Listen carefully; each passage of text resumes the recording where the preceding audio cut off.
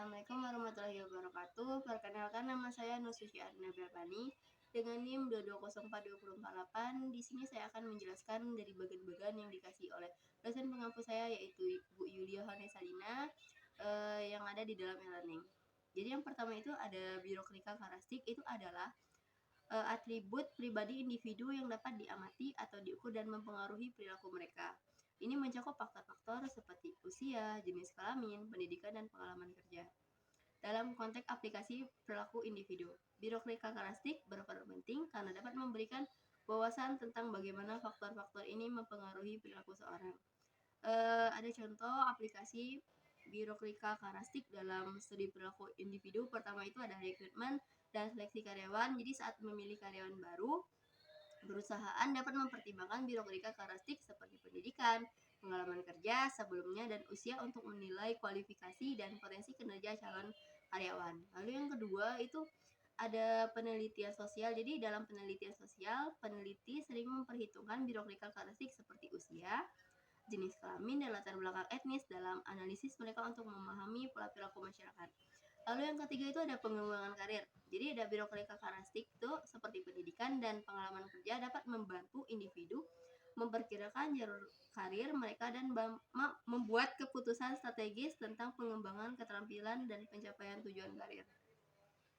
Lalu yang keempat ini ada pengambilan keputusan konsumen. Jadi perusahaan tuh dapat menggunakan informasi tentang biroklinika karakteristik pelanggan. Jadi seperti usia dan pendapatan untuk menyesuaikan strategi pemasaran dan menawarkan produk yang lebih sesuai dengan kebutuhan dan preferensi mereka. Lalu yang kelima ini ada penyesuaian produk dan layanan. Jadi desainer produk dan penyediaan layanan dapat menggunakan informasi tentang biroklinika karakteristik target pasar mereka seperti jenis kelamin dan status perkawinan untuk mengembangkan produk dan layanan yang lebih sesuai dengan kebutuhan yang preferensi mereka.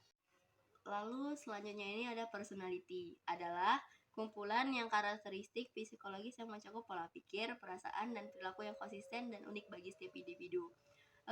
Adapun beberapa contoh aplikasi personality dalam perilaku individu itu pertama, karir dan pekerjaan. Jadi personality dapat mempengaruhi pilihan karir seseorang, preferensi tempat kerja, dan gaya manajerial.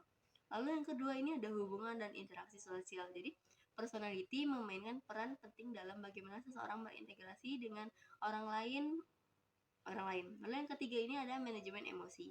Jadi personality juga mempengaruhi cara seseorang mengelola emosi mereka. Dan yang keempat itu ada pengambilan keputusan. Jadi personality dapat mempengaruhi cara seseorang membuat keputusan. Dan yang kelima ini ada kesehatan mental dan kesejahteraan. Jadi personality juga dapat mempengaruhi kesehatan mental seseorang. Lalu yang selanjutnya ini ada persepsi. Itu adalah proses mental di mana individu mengorganisir dan menginterpretasikan informasi sensorik untuk memberikan makna pada lingkungan mereka. Jadi contoh aplikasi persepsi dalam perilaku individu itu pertama adanya interaksi sosial, di mana persepsi memainkan peran kunci dalam cara kita berinteraksi dengan orang lain. Lalu yang kedua ini adalah pengambilan keputusan. Jadi persepsi mempengaruhi bagaimana kita memproses informasi yang kita terima dan membuat keputusan. Lalu yang ketiga adalah penyesuaian terhadap perubahan. Jadi persepsi terhadap perubahan dalam lingkungan atau situasi dapat mempengaruhi tingkat kesiapan dan kemampuan kita untuk beradaptasi. Lalu yang keempat ini ada manajemen konflik. Jadi persepsi terhadap konflik dapat mempengaruhi cara kita merespon dan menangani situasi konflik. Lalu yang kelima ini adalah pengaruh media dan budaya. Jadi persepsi juga dapat dipengaruhi oleh media, budaya, dan pengalaman hidup individu. Lalu selanjutnya ada value and attitude. Itu ada dua konsep yang penting dalam psikologi dan ilmu perilaku manusia. Yang pertama kita bahas ini adalah value atau nilai. Jadi nilai ini adalah keyakinan, prinsip, atau keadaan yang dianggap penting atau diinginkan oleh individu. Contohnya di dalam aplikasi perilaku individu ini itu seseorang individu yang memiliki nilai-nilai seperti kejujuran dan integritas mungkin cenderung untuk bertindak sesuai dengan nilai-nilai tersebut dalam situasi di mana kejujuran diuji. Lalu yang kedua ini ada namanya attitude atau sikap. Jadi sikap ini adalah evaluasi atau penilaian relatif stabil terhadap objek, orang, atau situasi tertentu. Jadi contoh dari aplikasi perilaku individu yang terkait dengan sikap ini adalah Pertama, seseorang individu yang memiliki sikap positif terhadap latihan fisik mungkin cenderung untuk secara teratur melakukan olahraga atau aktivitas fisik. Lalu selanjutnya ada motivasi. Motivasi ini adalah kekuatan internal yang mendorong individu untuk bertindak atau berperilaku dengan cara tertentu untuk mencapai tujuan tertentu. Jadi contoh dari aplikasi motivasi dalam perilaku individu pertama adalah pekerjaan dan karir. Jadi motivasi memainkan peran penting dalam kinerja kerja dan pencapaian tujuan akhir karir. Lalu yang kedua ini ada pendidikan. Jadi motivasi juga mempengaruhi prestasi akademik dan keberhasilan belajar seseorang. Dan yang ketiga ini ada kesehatan dan kesejahteraan. Jadi motivasi dapat mempengaruhi perilaku kesehatan seseorang seperti diet, olahraga, dan pengelolaan stres. Dan yang keempat ini ada interaksi sosial.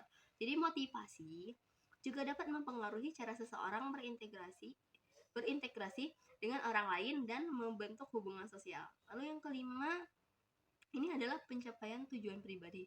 Jadi motivasi ini memainkan peran penting dalam mencapai tujuan pribadi seseorang, baik itu berkaitan dengan karir, pendidikan, kesehatan, atau kehidupan pribadi.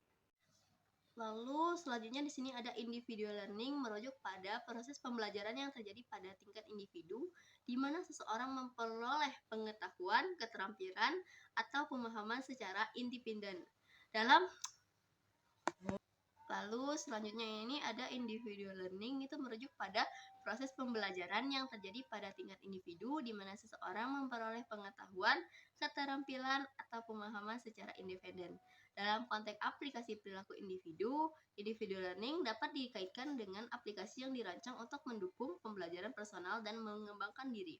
Contoh aplikasi tersebut pertama itu ada aplikasi pembelajaran online, itu ada platform pembelajaran digital yang menyediakan kursus-kursus dalam berbagai topik yang kemungkinan individu untuk belajar sesuai dengan kecepatan dan jadwal mereka sendiri.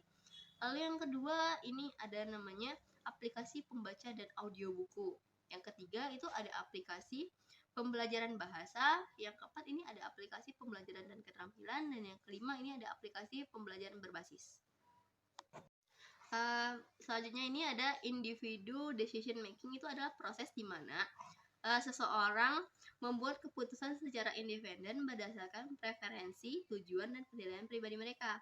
Dalam konteks aplikasi perilaku individu, individual decision making dapat dikaitkan dengan aplikasi yang membantu individu dalam membuat keputusan yang relevan dengan kehidupan sehari-hari. Contoh aplikasi tersebut meliputi pertama, itu adalah aplikasi perancang keuangan, aplikasi yang membantu individu dalam membuat keputusan tentang pengelolaan uang mereka. Lalu yang kedua ini ada aplikasi perjalanan. Jadi aplikasi yang menyediakan informasi tentang destinasi wisata, transportasi, dan akomodasi, membantu individu dalam membuat keputusan tentang rencana perjalanan mereka. Lalu yang ketiga ini ada aplikasi pembelanjaan. Jadi aplikasi yang memungkinkan individu untuk membandingkan harga, membaca ulasan, dan membuat keputusan pembelian secara online atau di toko fisik. Lalu selanjutnya yang keempat ini ada aplikasi kesehatan. Jadi aplikasi yang membantu individu dalam membuat keputusan tentang gaya hidup sehat seperti memantau asupan makanan, menjaga kebugaran fisik, dan mengelola kondisi kesehatan fisik.